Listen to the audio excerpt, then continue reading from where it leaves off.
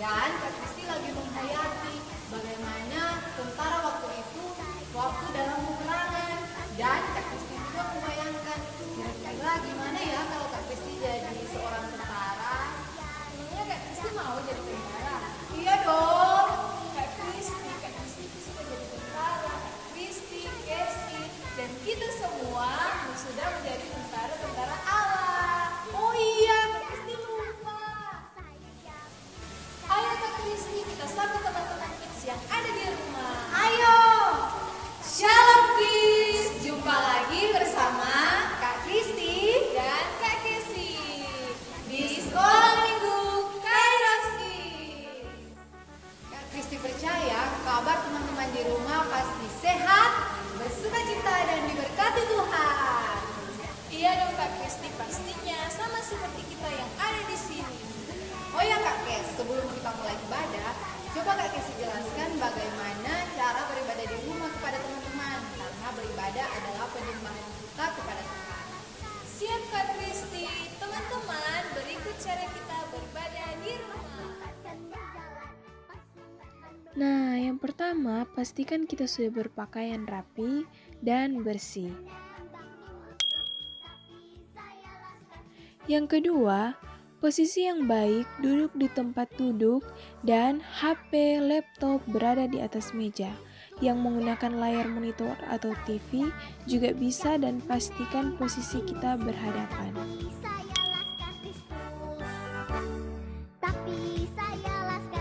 Tiga, jangan makan dan minum saat beribadah.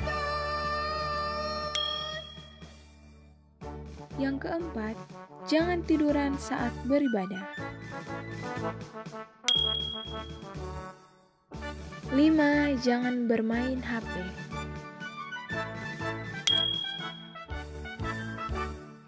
Dan yang keenam, ikut memuji Tuhan.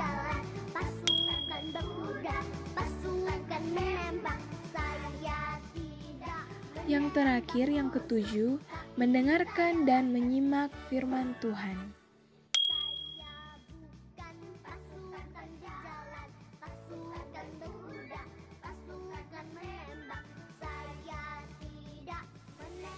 Nah teman-teman, kita sudah mengetahui cara beribadah di rumah. Sekarang mari kita siapkan hati dan pikiran kita untuk kita beribadah kepada Tuhan.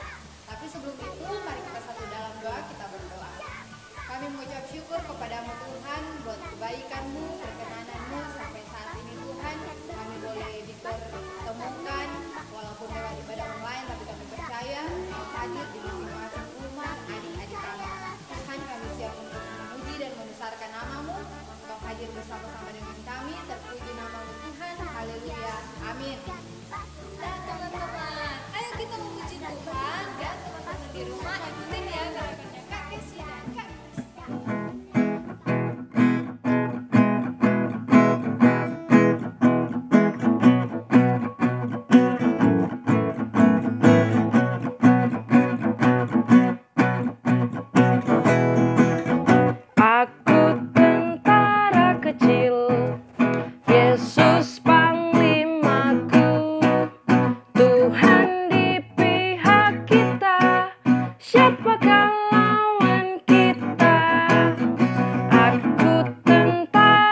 kecil. Yesus panglimaku, Tuhan di pihak kita, siapakah lawan kita? Aku tentara kecil, Yesus panglimaku, Tuhan di pihak kita, siapakah lawan kita? Saya bukan pasukan berjalan, pasukan berkuda, pasukan menembak. Saya tidak menembaki musuh, tapi saya laskar Kristus. Saya laskar Kristus, syukur. Saya laskar Kristus.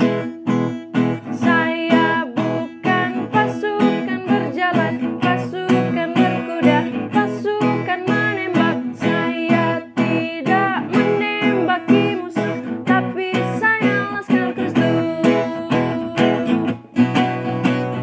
Saya bukan pasukan berjalan, pasukan berkuda, pasukan menembak. Saya tidak menembaki musuh, tapi saya laskar Kristus. Saya laskar Kristus, syukur. Saya laskar Kristus. Saya bukan pasukan berjalan, pasukan berkuda, pasukan menembak. Saya tidak menembaki musuh, tapi saya laskar Kristus. Tapi saya laskar Kristus. Tapi saya laskar Kristus.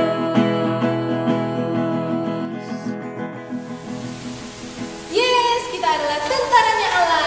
Yes, yes, yes. Oh ya guys, Kak Kristi pernah mendengarkan cerita firman Tuhan tentang seorang tentara.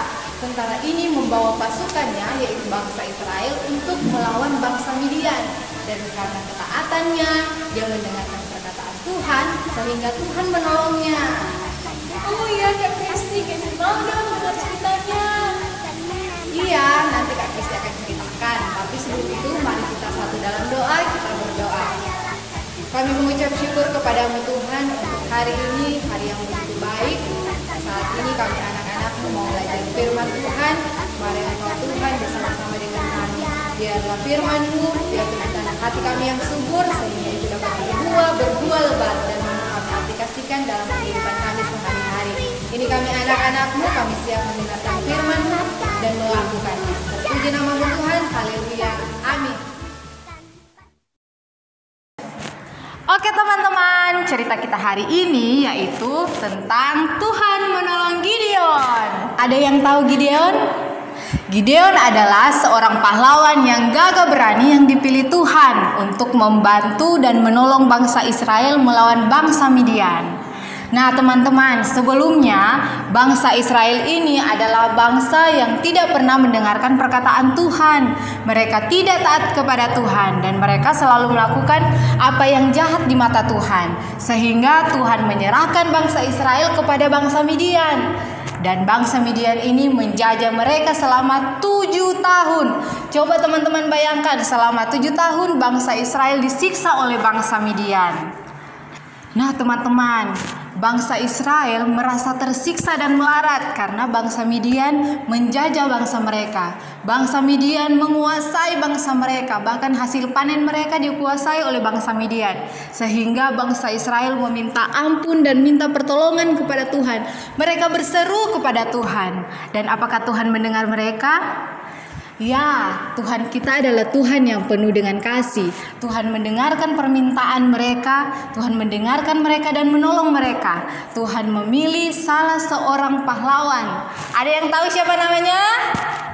Ya, Gideon namanya. Gideon adalah pahlawan yang gagah berani yang dipilih Tuhan untuk menolong bangsa Israel untuk melawan bangsa Midian. Dan ketika Gideon dipilih Tuhan sebagai pahlawan untuk menolong bangsa Israel melawan bangsa Midian, Gideon langsung mencari pasukannya. Dan ada 32.000 orang yang dipilih Gideon teman-teman. Wah, cukup banyak ya. Dan ketika Tuhan melihat itu, Tuhan berkata kepada Gideon bahwa pilihlah orang yang berani, yang tidak penakut. Dan ketika Gideon mendengarkan perkataan Tuhan, dia langsung menuju kepada pasukannya dan berkata, "Siapa yang penakut, pulang saja." Dan teman-teman, ada 22.000 orang yang langsung pulang saat itu karena mereka ada orang yang penakut dan tidak berani. Teman-teman, dari 32.000 orang pasukan yang dipilih Gideon, ada 22.000 orang yang pulang. Masih ada tersisa berapa, teman-teman? Ya, masih ada 10.000 orang pasukan. Dan ketika Tuhan melihat pasukan yang masih ada sekitar 10.000 orang itu, Tuhan berfirman kembali kepada Gideon, "Itu masih terlalu banyak. Pilihlah lagi mereka untuk menjadi pasukanmu yang memang benar-benar pasukan yang kuat dan gagah berani." Dan apakah Gideon mendengarkan perkataan Tuhan? Ya, karena Gideon adalah seorang yang taat dan selalu mendengarkan perkataan Tuhan. Dan Gideon membawa pasukannya ke tepi sungai dan menyuruh mereka untuk meminum air. Dan Tuhan berfirman, "Pisahkan mereka dengan melihat cara mereka meminum air, yaitu pisahkan mereka yang meminum air dengan cara menjilat seperti anjing, dan mereka yang meminum dengan cara berlutut sambil menggunakan tangan." Dan teman-teman, ada 9.700 pasukan yang meminum air dengan cara menjilat seperti anjing, dan ada 300 pasukan yang meminum dengan cara berlutut dan mengambil air dengan tangan mereka. Dan pasukan manakah yang dipilih Tuhan? Teman-teman, pasukan yang dipilih Tuhan yaitu 300 orang yang meminum dengan cara berlutut dan mengambil air dengan tangan mereka. Nah, teman-teman, pasukan yang tersisa yaitu 300 orang saja. Dari 32.000 orang yang dipilih Gideon, hanya tersisa 300 saja. Apakah Gideon merasa sedih? Tidak, teman-teman, karena ini adalah orang-orang yang dipilih Tuhan. Dan pada malam hari, Gideon bersama dengan 300 pasukannya, mereka mengelilingi lembah kemah pasukan Midian. Dan pasukan Israel meniup sangkakala, mereka memecahkan buyung dan memegang obor.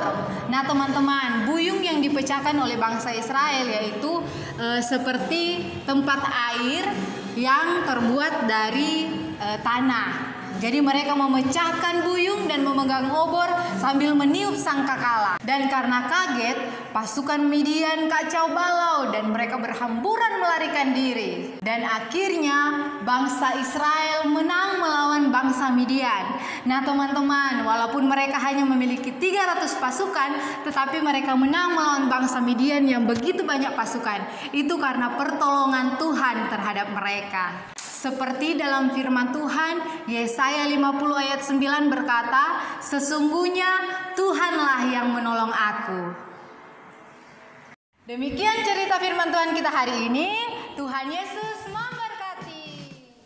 Wow, ceritanya luar biasa bagus ya Kak Kristi. Kristi sangat kagum kepada Gideon. Dia adalah tentara yang luar biasa, tentara yang berani, dan dia juga taat kepada Tuhan, dan Tuhan menolong Gideon.